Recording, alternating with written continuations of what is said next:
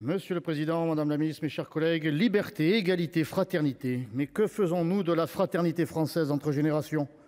En janvier 2023, la France compte 14 millions de personnes âgées, dont 4 millions de plus de 85 ans. Malheureusement, selon le CSA, en 2021, 530 000 personnes âgées se trouvent en situation de mort sociale, c'est-à-dire sans contact avec les différents cercles familial, amical et de voisinage. Selon les chiffres de la Drees de 2020, les personnes de plus de 75 ans se suicident 2 fois plus que le reste de la population, ce qui concerne 20% des suicides dans notre pays. Cet abandon et cette souffrance de nos anciens sont une intolérable euthanasie cachée.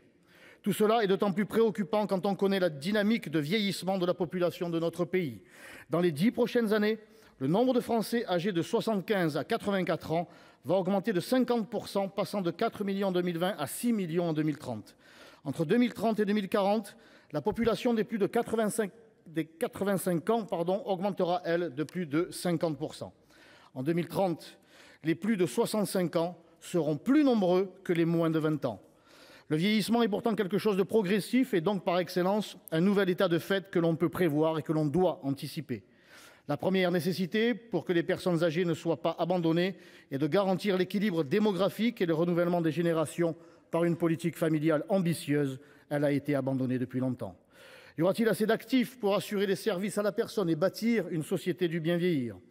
Nous ne préviendrons pas la perte d'autonomie, ni ne parviendrons à privilégier le maintien à domicile des personnes âgées avec une telle dénatalité.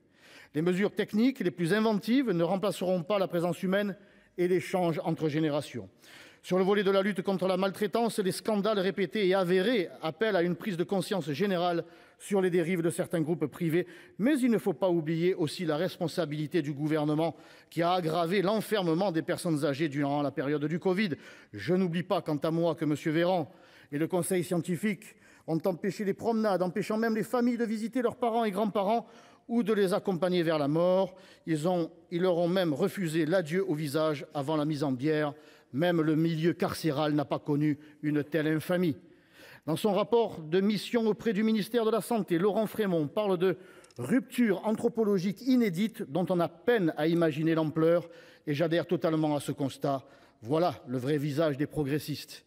C'est pourquoi je salue l'avancée de la commission renforçant le droit de visite en EHPAD pour en faire un droit absolu, même en période de crise sanitaire. Pour finir, la problématique des déserts médicaux est également très liée à l'abandon des personnes âgées et doit aussi être intégrée dans les objectifs de la prochaine loi de programmation financière du grand âge, dont on espère qu'elle ne soit pas passée à la trappe avec la ministre qui l'avait initiée. Bâtir une société, c'est d'abord ne pas se couper de ses racines et de sa mémoire. N'oublions jamais, mes chers collègues, jamais, que notre avenir réside dans le respect des personnes qui nous ont transmis le passé, mais qui nous ont d'abord donné la vie. Merci. La parole est maintenant à monsieur